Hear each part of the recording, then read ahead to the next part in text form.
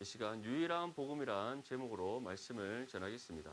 여러분들 혹시 TV 프로그램 중에 진품 명품이란 혹시 프로그램 보신 적 있나요?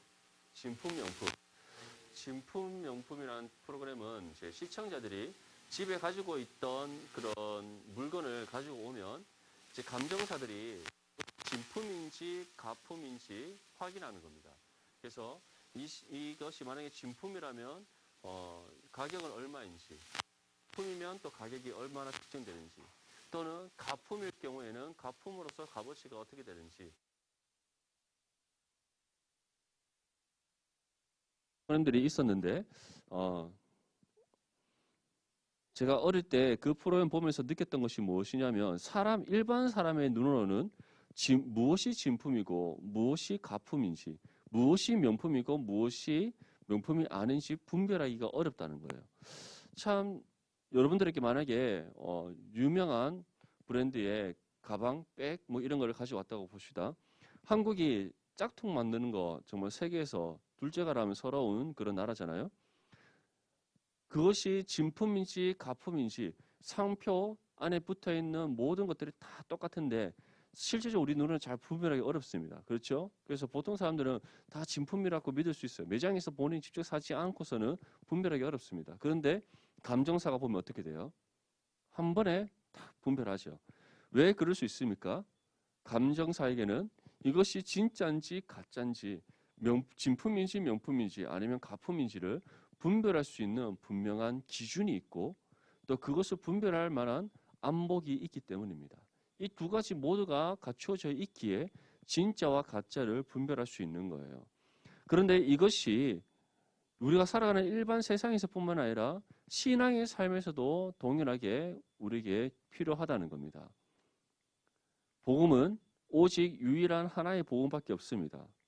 성경에서 기록되어 우리에게 전하고 있는 예수 그리스도에 관한 복된 소식 오직 하나의 복음밖에 없습니다. 근데 세상에는 복음을 둔갑한 가짜 복음이 많다는 거예요. 기타 유사 종교도 있고 그뿐만 아니라 기독교라는 이름으로 옷 입은 이단들도 많이 있습니다. 그렇죠? 그러한 가짜들. 근데 우리는 그 사람들을 분별할 수 있어요. 왜냐? 우리에게는 무엇이 있기 때문에 진짜와 가짜를 분별할 수 있는 말씀의 진리가 있기 때문에. 근데 말씀의 진리만 있다라고 해서 우리가 바르게 분별할 수 있습니까? 그럴 수 없죠. 왜냐? 이단들도 성경을 쓰고 있어요. 그리고 이슬람의 코란 같은 경우는 성경을 유사하게 베껴서 오히려 더 윤리적이고 도덕적인 경전처럼 만들어 놨습니다. 그렇기 때문에 일반 사람들의 눈을 봤을 때는 성경만 가지고서는 진짜와 가짜의 복음을 분별하기 어렵다는 거예요. 근데 우리에겐 또 무엇이 주어져 있습니까? 절대적인 기준인 하나님의 말씀과 동시에 말씀에 감춰져 있는 진리의 보화를 발견할 수 있는 믿음의 눈이 우리 가운데 있다는 겁니다.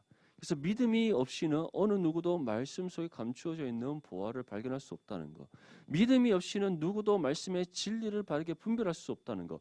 무엇이 진짜 복음이고 무엇이 가짜 복음인지 분별할 수 있는 최종적인 우리에게 반드시 필요한 조건은 예수 그리스도를 믿는 믿음이라는 거예요. 그래서 로마서 1장 17절 말씀에 무엇이라고 말씀합니까? 복음에는 하나님의 의가 나타나서 우리로 하여금 믿음으로 믿음에 이르게 하나니 오직 의인은 믿음으로 말미암아 살리라 함과 같으니라. 다시 말해 말씀을 들음으로 믿음으로도 구원받은 하나님의 자녀만이 그 주신 믿음의 눈으로 말씀을 봄으로써 진정한 참된 복음의 진리를 발견할 수 있다는 거예요. 그 복음의 진리를 발견한 사람만이 거짓된 복음, 유사한 복음, 가짜 복음에 속아 넘어가지 않을 수 있다는 겁니다. 또 오늘 사도 바울은 이 부분에 있어서 우리에게 아주 중요한 메시지를 전하고 있습니다. 우리 본문 6절 말씀 함께 읽겠습니다. 시작. 그리스도의 은혜로 너희를 부르신 이를 이같이 속히 떠나 다른 복음을 따르는 것을 내가 이상하게 여기노라. 아멘. 오늘 사도 바울이 무엇이라고 얘기하죠? 그리스도의 은혜로 너희를 부르신 이를 이같이 너희가 속히 떠났다. 우리를 부르시는 이가 누구입니까? 우리를 부르시니 우리를 지금 부르셔서 이 자리에서 예배케 하시는 이가 누구십니까? 우리의 구주 되시는 예수 그리스도이십니다. 근데 그 예수 그리스도로부터 부름받은 하나님의 자녀가 된 너희가 왜 속히 다시 너희를 부르신 예수 그리스도를 떠나고 있느냐라고 지금 반문하에 묻고 있는 거예요. 근데 그들이 떠나서 어디로 갔다라고 얘기하고 있습니까? 다른 복음을 따르고 있다. 다른 복음. 근데 여기서 다른 복음이란 것은 복음은 복음인데 우리가 보고 있고 우리가 듣고 있고 우리가 믿는 복음은 복음인데 조금 다른 그런 종류를 뜻하는 것이 아니라 완전히 다른 거예요. 극과 극, 남과 북이 갈린 것처럼 완전 극과 극, 서로 절대 타협할 수 없는 그러한 복음을 뜻하는 겁니다. 가짜 복음을 가리키는 것이죠. 근데 왜 그들이 지금 이러한 거짓 복음, 가짜 복음에 속아 넘어가게 되었는가? 사실 속아 넘어가게 된 것이 아닙니다. 갈라디아 교회뿐만 아니라 여러 초대 교회에 있었던 문제들과 상황들이 있는데 이 문제들의 상황의 중심에는 두 종류의 사람들이 있었어요. 하나는 유대교에 속한 유대인들이고 정통 디아스포라 유대인들이죠. 두 번째는 유대인들 중에 기독교로 개종한 사람들, 신앙을 가져서 그리스도인이 된 유대 그리스도인들이 있었습니다. 이 두 사람이 문제였어요. 어떤 문제였는가? 유대교에 속한 유대인들의 입장에서 유대 그리스도인들은 민족의 배신자입니다. 그들이 잡아 죽인 예수 그리스도, 중죄인이라고 신성 모독죄로 잡아 죽인 그 예수 그리스도가 그 예수를 그리스도라고 믿고 따른다는 것. 같은 민족임에도 불구하고 그들이 함께 잡아 죽인 예수를 그리스도라 믿고 따른다는 것. 지금 전통 유대인들 입장에서는 배신한 거예요. 그들이 믿고 따르는 유대교를 배반한 것뿐만 아니라 유대인으로서의 그 모든 정체성을 완전 다 내려놓은 것이기 때문에 민족의 배신자가 되는 겁니다. 또 두 번째 유대인의 입장에서 유대 그리스도인들은 어떠한 눈을 보였는가? 그들이 믿고 있는 예수에 관한 복음, 그것이 거짓된 복음인 거예요. 누구의 입장에서는? 전통 유대인들의 입장에서는. 왜? 유대인들의 입장에서는 아직 그리스도는 이 땅 가운데 오지 않았습니다. 그리고 그들은 여전히 율법의 전통과 또 유대의 그런 여러 가지 관습들을 지키며 살아오고 있었어요. 그런데 그들이 그 모든 것을 다 내려놓고 자신들이 신성모독죄로 잡아 죽인 예수를 그리스도라고 믿고 있으니까 이 땅에 오신 메시아라고 믿고 있으니까 유대인들 입장에서는 도저히 받아들일 수가 없는 거예요. 그래서 유대 그리스도인들에게 얘기합니다. 그래, 너희가 예수를 그리스도라고 믿고 그렇게 교회를 다니고 하는 거 오케이, 괜찮아. 근데 유대의 율법과 전통은 지켜야 돼. 유대인의 정체성은 절대 버려서는 안 돼. 그거마저 버리면 너희는 더 이상 우리와 함께 할 수 없어. 이렇게 된 거예요. 근데 그것으로 그쳤어야 되는데 그것을 그치지 않고 더 나아가서 유대 그리스도인들에게 무엇을 요구했느냐? 너희와 함께 공동체를 이루고 있는 이방 그리스도인들, 다시 말해 갈라디아 지방의 원래 그 지역 사람들, 거기서 바울에게 복음을 듣고 회심한 그 이방 그리스도인들까지도 무엇을 따라라? 율법을 따르고 유대의 전통을 지켜라는 거예요. 그 사람들까지 이렇게 동일하게 유대교의 모든 관습과 전통과 율법을 지키면 우리 다시 너희 받아줄게. 아니면 너희는 우리와 더 이상 함께 없었어. 너희는 민족의 배신자로서 앞으로 우리로부터 핍박받으며 살아가게 될 거야 라고 협박한 거예요. 그랬더니 유대 그리스도인들이 어떻게 했을까요? 진정으로 바울로부터 복음을 받아들이고 믿고 또 복음 가운데 살아가고 있는 분명히 투철한 또 유대 그리스도인들이 있었겠지만 대다수는 민족 같은 한 민족으로부터 떨어져 나간다는 거, 핍박받는 거, 배척당한다는 것이 그들에게 너무 큰 두려움으로 다가왔던 겁니다. 그래서 그들이 이방 그리스도인들에게 협박하기 시작합니다. 너희 바울이 가르친 복음만 믿고 따르면 절대로 참된 그리스도인이 될 수 없어. 구약의 율법을 지켜야 돼. 유대의 전통과 관습을 따라야 돼. 그래야지 너희가 진정한 그리스도인이 될 수 있어라고 그들에게 미혹하면서 거짓된 복음을 가르치고 그리고 그것을 따르지 않을 때 핍박하고 박해하기 시작한 거예요.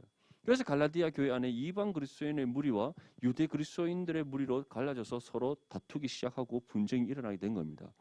그래서 지금 바울은 그것에 대해 책망하는 거예요. 내가 너에게 전하는 복음은 어떤 복음이다? 예수 그리스도의 유일한 복음이다. 그런데 지금 너희는 그 복음이 아닌 거짓 복음을 따르고 있다. 가짜 복음을 따르고 있다. 오히려 복음으로 둔갑하여 너희를 거짓된 길로 미혹하여 이끄는 사단의 게임에 너희가 넘어가고 있다라고 사도 바울이 지금 경고하고 있는 겁니다.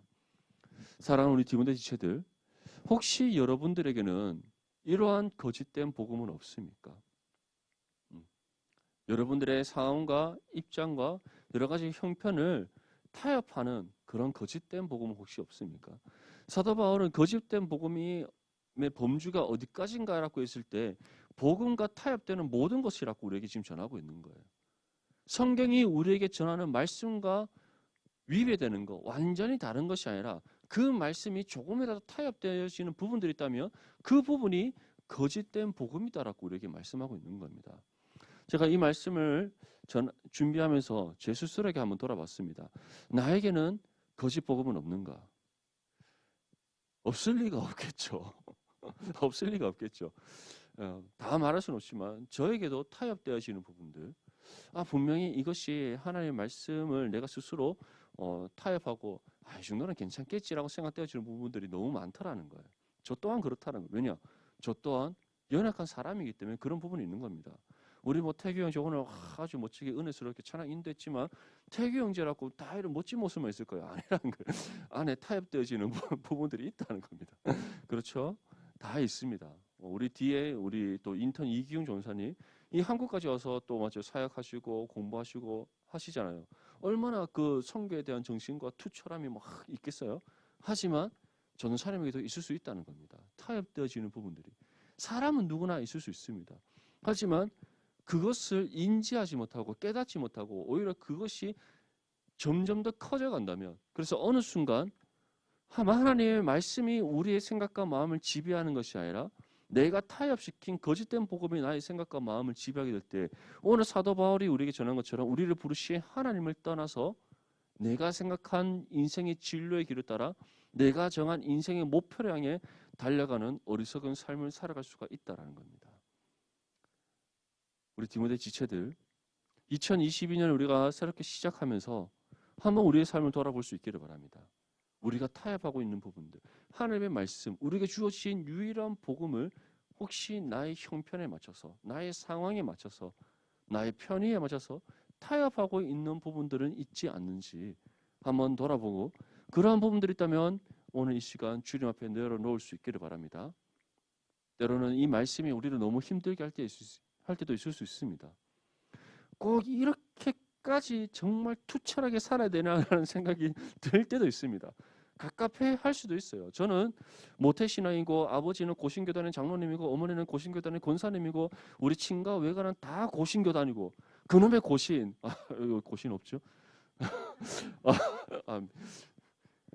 학교 다니고 있으니까 저희 친가 외가는 다 고신이에요. 저는 그 고신이 싫어서 합동을 온 사람입니다. 물론 뭐 다른 이유도 있었겠지만 어쨌든 근데 얼마나 갑갑했겠어요. 제가 어릴 때는 제가 친구들이랑 집에 가는 길에 주일에 집에 가는 길에 우리 때 떡볶이 한 그릇에 200원 했어요. 상상이 안 되죠. 떡볶이가 너무 먹고 싶어서 200원 주고 딱 들었는데 아버지가 차를 타고 지나가다 저를 보신 거예요. 차 문을 딱 내리시고 저보고 한마디 하셨어요. 교회 갔다 와서 저녁에 집에서 보자. 와, 그날은 살 떨리는 날이었어요. 살 떨리는 어떤 날인지 아시겠죠? 우리 때는 어릴 때 돈 쓰면 주일날 돈 쓰면 정말 혼났었어요. 정말 크게 혼났었어요. 어떻게 보면은 좀 율법주의적으로 문자적으로 좀 말씀을 지킨 것도 있지만 지금 어떻게 보면 그때 그런 부모님으로부터 받았던 신앙의 훈련들이 그 당시 때는 너무 갑갑하고 너무 힘들고 이렇게까지 신앙의 삶을 살아야 되겠냐 생각되어졌지만 오늘날 와보면 지금 와서 생각해보면 그때 그런 훈련과 어려움의 과정을 겪었기 때문에 지금의 제가 있는 것 같아요. 여러분들도 마찬가지입니다. 타협하고 싶은 부분도 있겠죠. 조금은 느슨하게 살고 싶은 부분도 있겠죠. 조금은 편하게 신앙생활 하고 싶은 마음도 있을 수 있습니다. 여러분들 때 그럴 수 있어요. 뭐 토요일 날 저녁에 친구들 만나서 하고 싶고 맞죠? 그럴 수 있어요. 다들 막 꼴깍꼴깍꼴깍 하고 있는 나만 꼴깍꼴깍 안 하면 뭔가 좀 이상할 수 있잖아요. 하지만 여러분 생각하십시오. 분명히 기억하십시오. 주님께서는 무엇이라 말씀하시는가?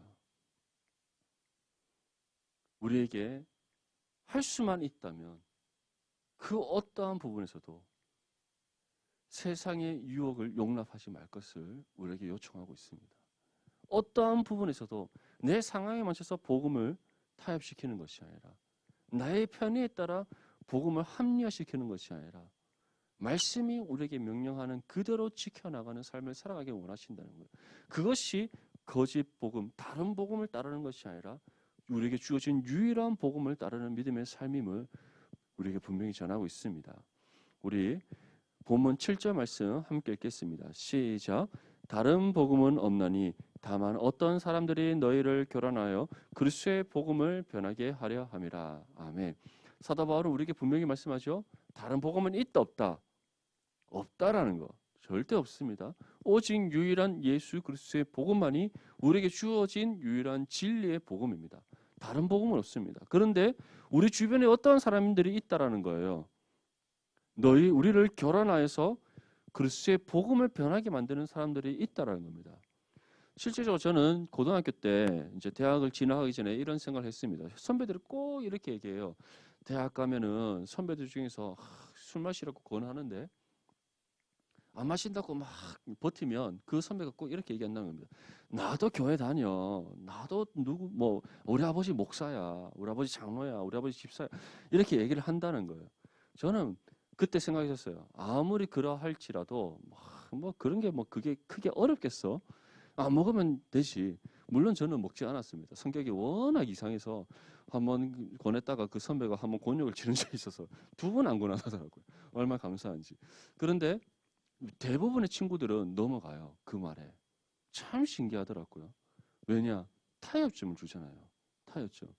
술 마시는 거 또는 담배 피는 거, 우리가 캠퍼스의 그런 문화에 휩쓸려 살아가는 거, 그것이 그래 우리의 믿음과 무슨 상관이야라는, 우리의 구원과 무슨 상관이야라는 타협점을 준다는 거예요. 그런데 성경은 어떻게 말씀합니까? 술 취하지 말라. 이는 방탕한 것이다.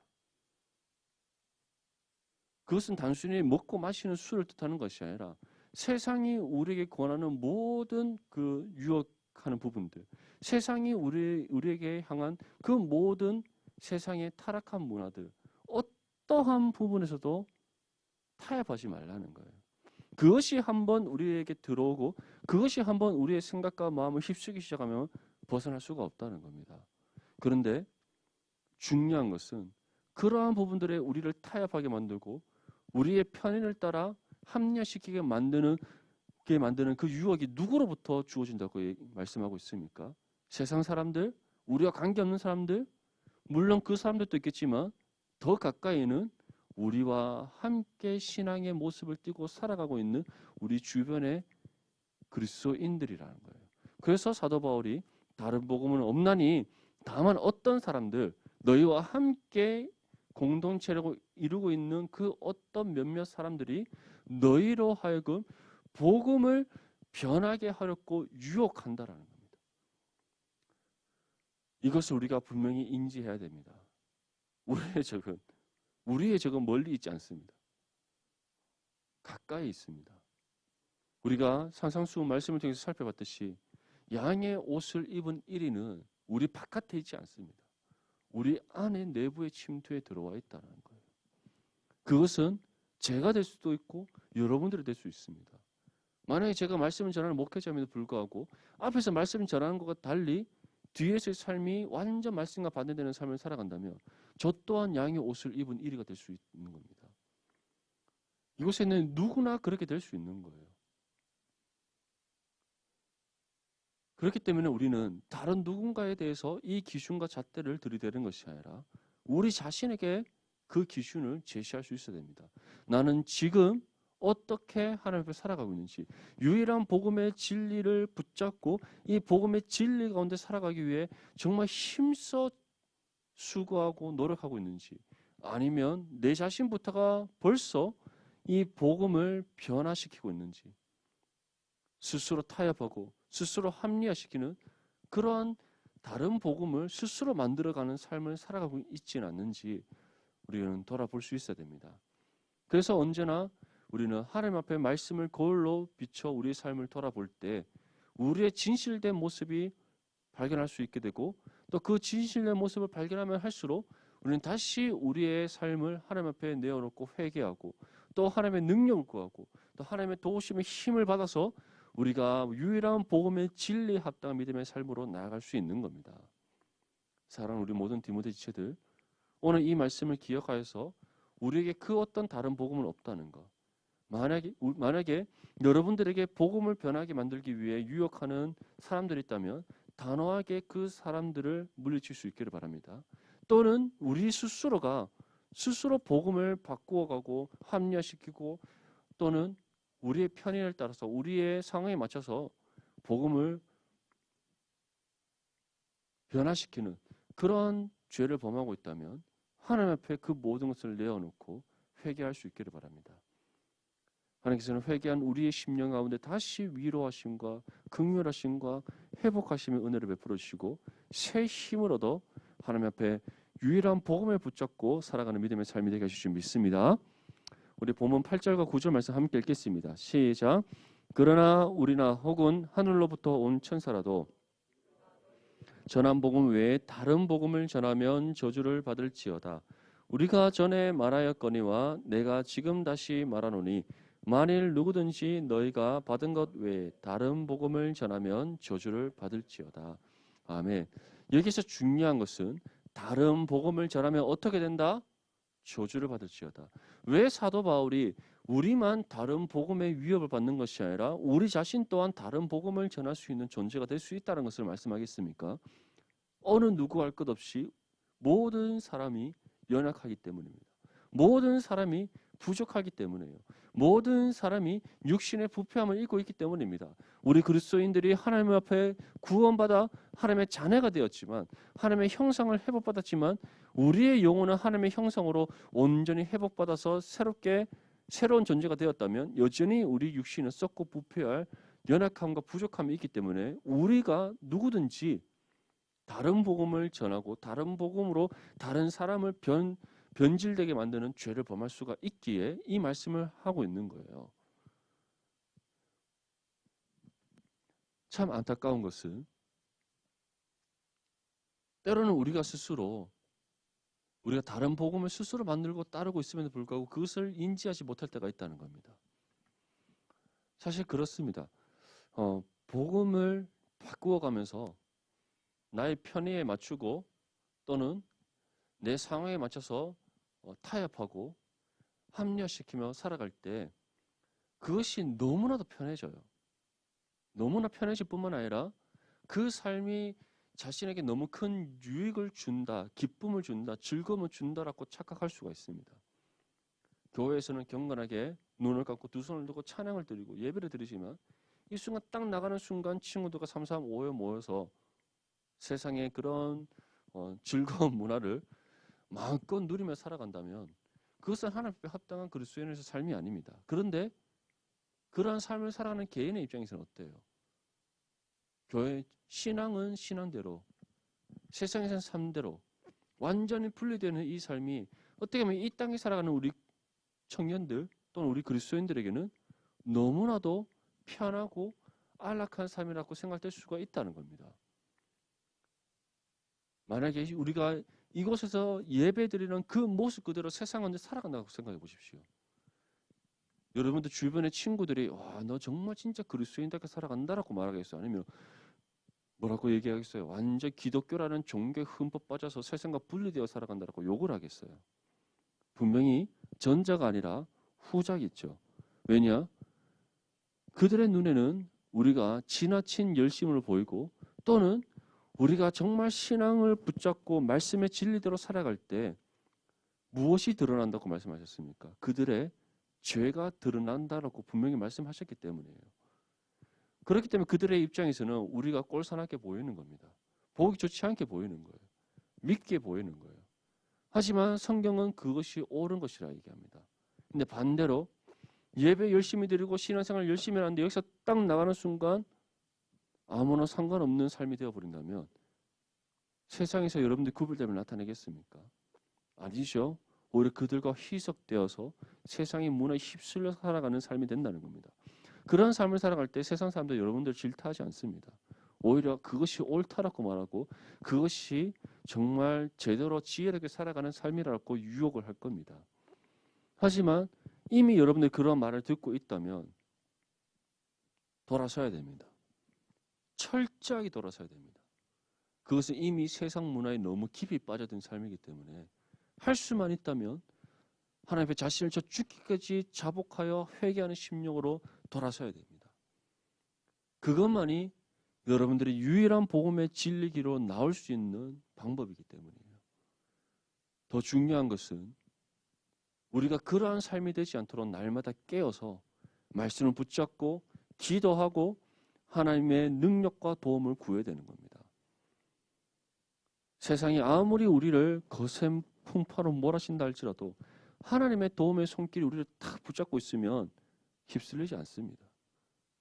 그리고 복음의 진리 앞에 우리가 늘 신앙으로 깨어 있으면 타협할 생각을 하지 못합니다.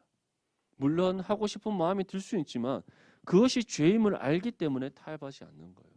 그것이 하나님 앞에 옳지 않은 것임을 알기 때문에 스스로 나의 편의를 쫓아 합리화시키지 않는 겁니다.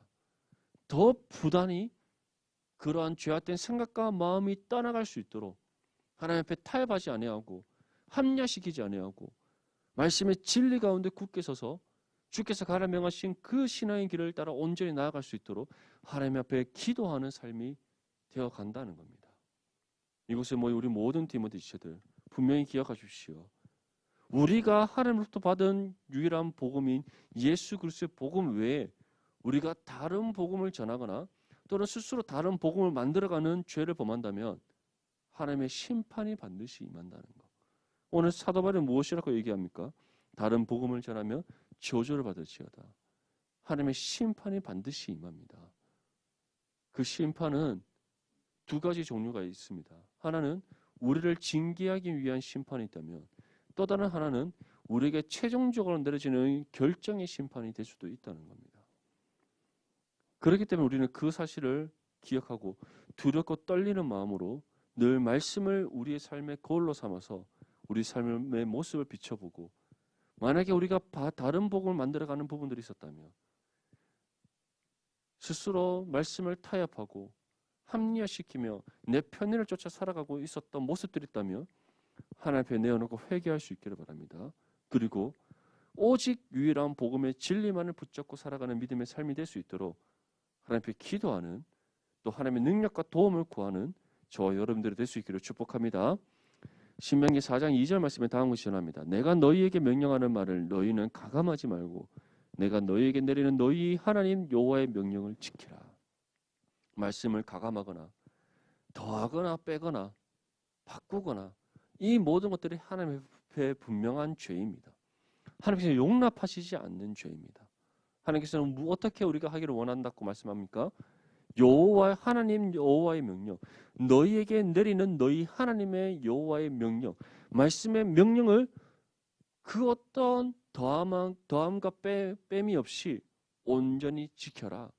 그것이 참된 신앙의 삶이다. 유일한 복음의 진리를 따르는 믿음의 삶이다라고 우리에게 말씀하고 있습니다. 우리 마지막으로 본문 10절 말씀 함께 읽겠습니다. 시작. 이제 내가 사람들에게 좋게 하랴 하나님께 좋게 하랴 사람들에게 기쁨을 구하랴 내가 지금까지 사람들의 기쁨을 구하였다면 그리스도의 종이 아니니라. 아멘. 우리가 복음의 진리를 타협하지 않고 합리화시키지 않고 스스로 다른 복음을 만들어가지 않을 수 있는 방법에 대해서 사도 바울이 마지막 우리에게 전합니다. 그것이 무엇이라고 말씀하고 있습니까? 사람들에게 좋게 하랴. 사람들에게 기쁨을 구하지 않는 것. 사람들의 즐거움을 쫓지 않는 것. 오직 무엇을 쫓는 것? 하나님의 기쁨을 쫓는 것. 그것이 우리가 말씀을 더하거나 빼거나 또는 다른 복음을 만들어가거나 스스로 타협하거나 합리화시키지 않을 수 있는 유일한 방법임을 말씀하고 있습니다. 성경은 하나님께서 주신 하나님의 계시입니다. 하나님께서는 이 말씀을 통해 우리를 향한 하나님의 뜻을 깨닫게 하시고 또 그 뜻대로 살아갈 수 있는 능력을 말씀을 통해 우리에게 공급해 주십니다. 그렇다면 우리는 이 말씀의 뜻을 따라 순종하며 나아갈 때 누구를 위해서 우리는 순종해야 됩니까? 사람들을 위해서, 여러분과 함께 살아가고 있는 주변 친구들, 가족들, 이웃들, 다른 형제 자매들을 위해서 그렇지 않다는 거예요. 누구를 위해? 유일하신 하나님을 위해.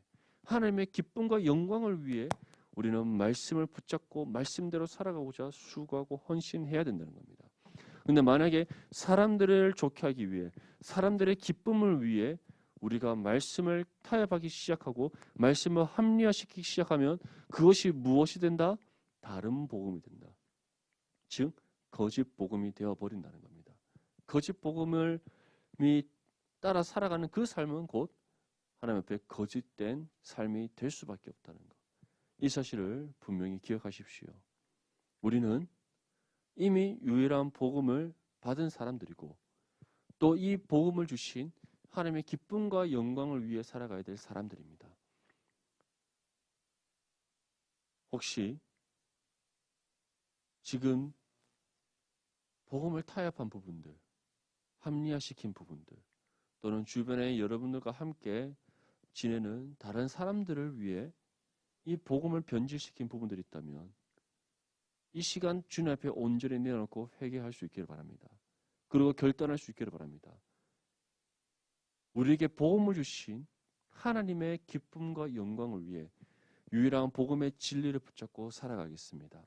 복음을 어떠한 순간에도 타협하지 아니하고 내 상황과 형편에 맞춰서 합리화시키지 아니하고 때로는 복음으로 인해서 핍박받고 박해받고 여러 가지 어려움과 고난에 처하는 상황이 있다 할지라도 끝까지 복음을 위해 살아가겠습니다. 복음의 진리를 붙잡고 살아가겠습니다. 결단하시고 결단한 바대로 실천함으로써 먼저는 하나님께 영광을 드리고 또 하나님부터 착하고 충성된 존재로 칭찬받는 저와 여러분들의 삶이 될 수 있기를 주님의 이름으로 축복합니다.